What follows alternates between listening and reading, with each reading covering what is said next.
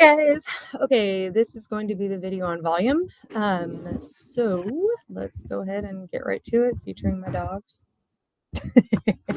She almost died today. She got her head stuck in a peanut butter jar. All right. Okay, so we are going to, oh, wait, hold on. I gotta share my screen. We are going to talk briefly about how we identify what to do with these volume problems.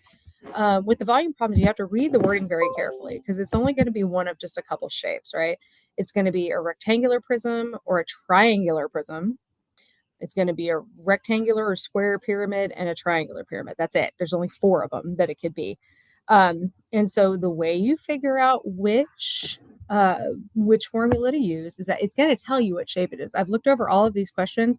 They never ask you to identify the shape. It's always just, hey, here's the shape, find the volume, or they'll give you the volume. You have to find the height or the area of the big B base, right?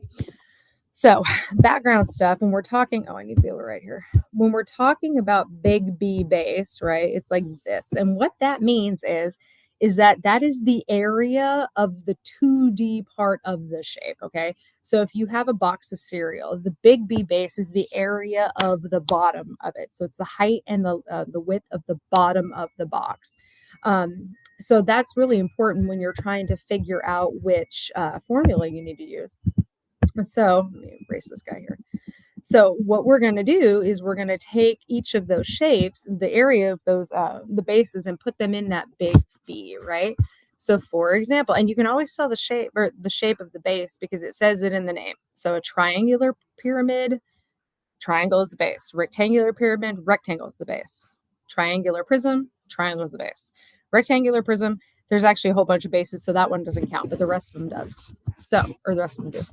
Okay, so for example, if they ask you for volume of a triangular pyramid, for example, okay, you're going to say to yourself, it's a pyramid, okay? Formula for volume of a pyramid is V equals 1/3 big B base times height. So for a triangular pyramid, we need to take care of the big B base that we have to deal with because we have to know the area of the base before we could fill it with water or fill it with beans or tomato sauce or something. I don't even know what. So we have to know the area of that before we can figure out how much it can hold. So for a triangular pyramid, the base is a triangle. And so what you're going to do to figure out the area of the base is you're going to put triangle here because that's what shape it is. Sorry, I can't draw perfectly on these screens. And then the formula is 1/2 base times height. Because this right here is the formula for area of a triangle. And since the triangle is the base, that gives us the bottom of what we're talking about. Then we multiply it by the height. Now, this is a 5th grade concept that you learned. You're not connecting it is the only problem. So let's connect it.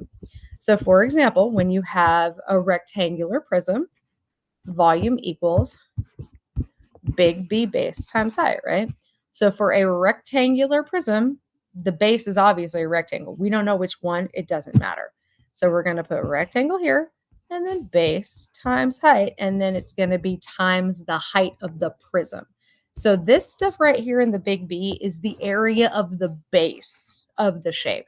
Then the H is the height of the base. So you have 2 heights. You have the height of the triangle itself. Here's your rocking L. This would be the height. This would be the little b base, okay? Then, I don't know if I can even draw this successfully, but we'll try, okay?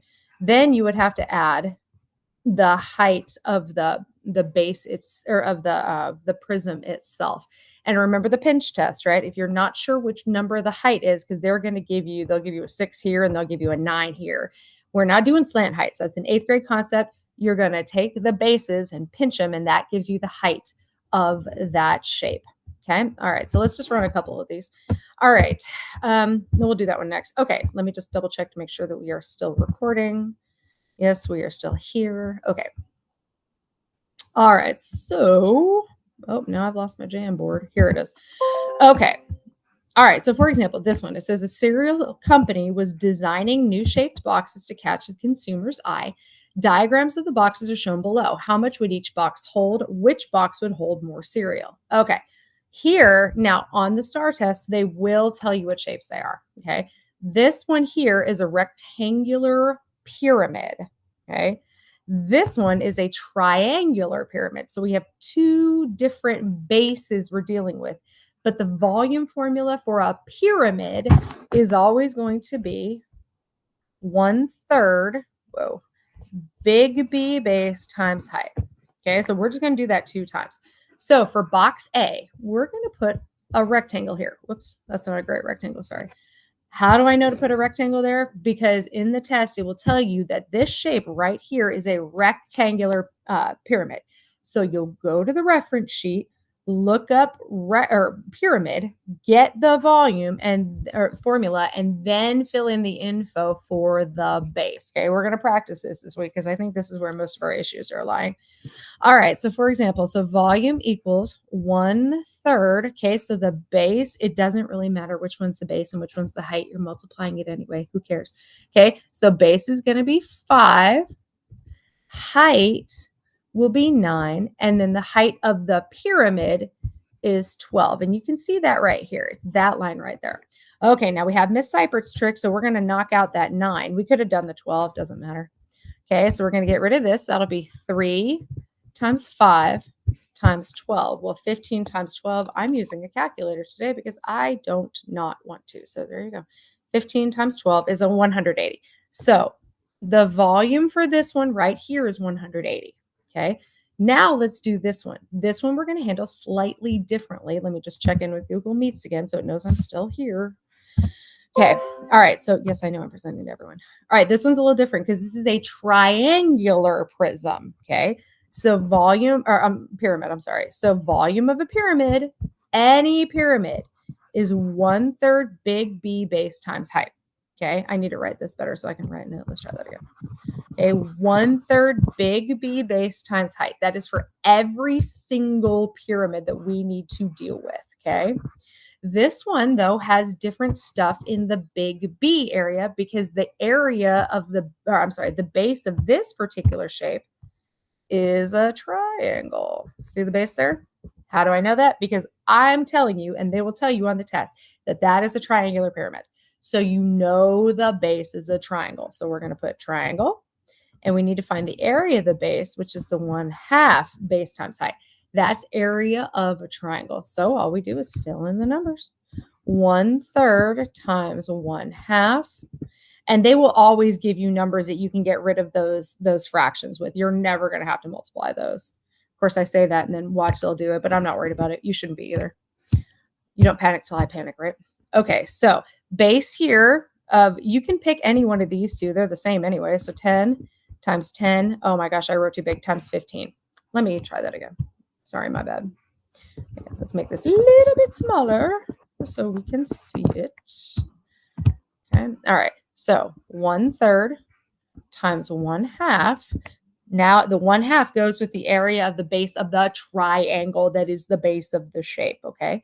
So base is 10, height is 10, and then the height of the pyramid itself is 15. So this is real easy to knock out. Okay. We're going to get rid of these. That would give you 5 times, and I'll do that. That'll be 5 times 10. So 5 times 5 is 25 times 10 is 250. So which one has the greater volume? This one does. This one would hold more cereal because it has a greater volume. Okay. That's as hard as that's going to get. The other way that they like to test it is just with words. And what we have found is that they don't, y'all don't do as well on the ones with just the words. So you're really going to have to pay attention to what you're doing here. Okay. All right. Okay. Sorry, I have to keep checking to make sure it's recording me still. All right. A tent is in the shape of a square pyramid. They tell you it's a square pyramid. Okay. So you need to start thinking about what you know about squares. Squares have bases or sides that are all equal. So if one side is 7, every other side of that square is 7. Okay. It says the side length of the tent's base, is 7 feet, and the height of the tent is 6.6. Easy peasy. There ain't nothing to this.